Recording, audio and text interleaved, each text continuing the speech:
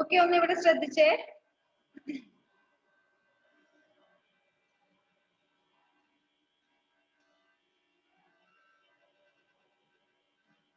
നിങ്ങൾക്ക് ഞാനൊരു അസൈൻമെന്റ് തരട്ടെ?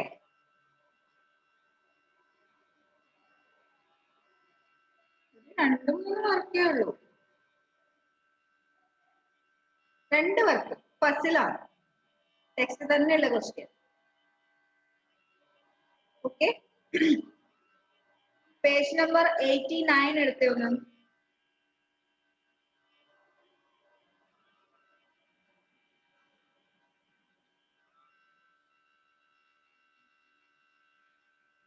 പേജ് നമ്പർ 89 എടുത്തോ. അതിനകത്ത് പസിൽ എന്ന് പറഞ്ഞിട്ട് കൊടുത്തിരിക്കുന്ന കണ്ടോ? കണ്ടോ പസിൽ? അതിലെ ഒന്നാമത്തെയും രണ്ടാമത്തെയും ക്വസ്റ്റ്യൻ. ഒന്നാമത്തെ question, from among 1, 2, 3, 4, 5, 6 and 7 fill numbers in the circles in figure 6 such that the sum of the numbers on any radial line is the same. അവിടെ ഒരു ഡയഗ്രാം കൊടുത്തിട്ടുണ്ട്. ഒരു 7 സർക്കിൾ വെച്ചിട്ട് ഫിഗർ 6 ആ ക്വസ്റ്റ്യന്റെ തൊട്ടടുത്ത് തന്നെ. ആ സർക്കിൾസില് 1 to 6 നമ്പേഴ്സ് എഴുതണം. എങ്ങനെ എഴുതണം? 3 നമ്പേഴ്സ് എങ്ങനെ കൂട്ടിയാലും സം ഒന്ന് തന്നെ ആയിരിക്കണം. എങ്ങനെ 3 നമ്പേഴ്സ് കൂട്ടിയാല്?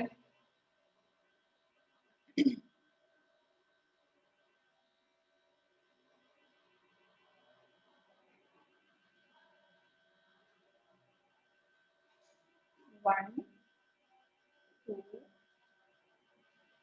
3, 4, 5. ഏകദേശം ഇങ്ങനെയല്ലേ ചിത്രം വരുന്നേ അല്ലേ? ഇവിടെ ഇങ്ങോട്ടൊരാരോ, ഇവിടെ ഇങ്ങോട്ടൊരാരോ, ഇവിടെ ഇങ്ങോട്ടൊരാരോ, ഇവിടെ ഇങ്ങോട്ട്, ഇവിടെ ഇങ്ങോട്ട്, ഇവിടെ ഇങ്ങോട്ട്. ഈ സർക്കിൾസിന്റെ അകത്തൊക്കെ നമ്മൾ നമ്പേഴ്സ് എഴുതണം.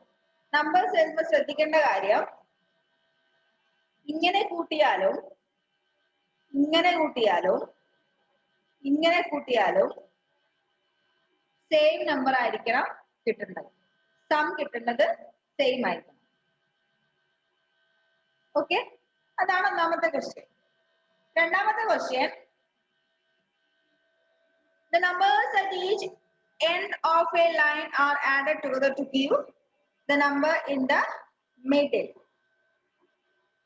Fill the circles with appropriate numbers accordingly. അടുത്തതൊരു ട്രയാങ്കിൾ ആണ് കൊടുത്തിരിക്കുന്നത്. അതായത് ട്രയാങ്കിളിന്റെ 3 വേർട്ടിസസിൽ ഓരോ സർക്കിൾ കൊടുത്തിട്ടുണ്ട്. ഓക്കെ, എന്നിട്ട് എന്ത് കൊടുത്തിട്ടുണ്ട്? ഓരോ സൈഡിലും ഓരോ നമ്പറും കൊടുത്തിട്ടുണ്ട് ഉണ്ടല്ലോ. ഇവിടെ 13, ഇവിടെ 16, ഇവിടെ 17. നിങ്ങൾക്ക് ഇഷ്ടമുള്ള നമ്പേഴ്സ് വെച്ചിട്ട് ഇവിടെ ഇവിടെ ഇവിടെ 3 വേർട്ടിസസിലും എഴുതാം. പക്ഷെ എഴുതുമ്പോ എന്ത് ശ്രദ്ധിക്കണം? ഈ 2 നമ്പേഴ്സും കൂടി ആഡ് ചെയ്യുമ്പോൾ 17 കിട്ടണം. പിന്നെ ഈ 2 നമ്പേഴ്സും കൂടി ആഡ് ചെയ്യുമ്പോൾ 13 കിട്ടണം. പിന്നെ ലാസ്റ്റ് ഈ 2 നമ്പേഴ്സും കൂടി ആഡ് ചെയ്യുമ്പോൾ 16 കിട്ടണം. ഓക്കെ, അതൊന്ന് ജസ്റ്റ് നിങ്ങൾ റഫായിട്ട് ആദ്യം ചെയ്ത് നോക്കുക. ചെയ്തിട്ട് കിട്ടുന്നുണ്ടെങ്കിൽ, കിട്ടിയിട്ടുണ്ടെങ്കിലും കിട്ടിയിട്ടില്ലെങ്കിലും എന്നോട് പറയാം. ചെയ്ത് കഴിഞ്ഞതിന് ശേഷം നമുക്കിത് നല്ലൊരു പേപ്പറിൽ നീറ്റായിട്ട് എഴുതി വെക്കാം. അസൈൻമെന്റ് എന്ന് പറഞ്ഞിട്ട് ഒരു പേപ്പറിൽ നീറ്റായിട്ട് എഴുതാം, A4 ഷീറ്റ്. ഓക്കെ, അസൈൻമെന്റ് നിങ്ങൾക്ക് ചെയ്യാനുള്ളതാണ്. നീറ്റായിട്ട് ചെയ്യണം. സ്കൂളിൽ സബ്മിറ്റ് ചെയ്യാനുള്ളതാണ്. കേട്ടല്ലോ? അതൊന്ന് അവിടെ അസൈൻമെന്റ് ഒന്ന് മാർക്ക് ചെയ്ത് വെച്ചോ കേട്ടോ. തിരക്കൊന്നുമില്ല. ഈസ്റ്റർ ഒക്കെ കഴിഞ്ഞ് വരുമ്പോഴേക്ക്, ഈസ്റ്ററിന്റെ ലീവ് ഒക്കെ കഴിയുമ്പോഴത്തേക്ക് ഇതിന്റെ ആൻസർ കണ്ടുപിടിച്ചാൽ മതി. ഓക്കെ,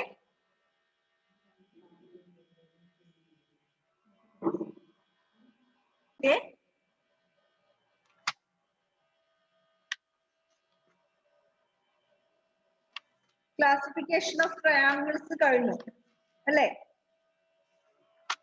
റെക്ടാങ്കിൾസും പോളിഗൺസും കഴിഞ്ഞു. ഇനി 3 ഡയമെൻഷണൽ ഷേപ്സ് ആണ് പറയുന്നത് അല്ലേ? Page number 115 3 dimensional shape.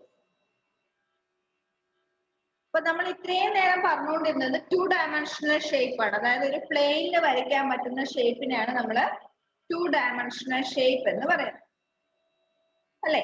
ഇനി 3 ഡയമെൻഷണൽ ഷേപ്പ് എന്ന് പറഞ്ഞാലോ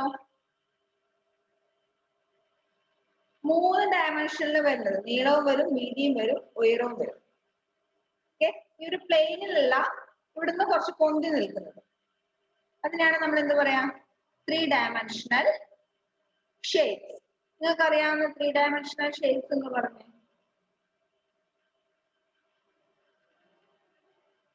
അറിയാവുന്നത് ഏതൊക്കെയാ?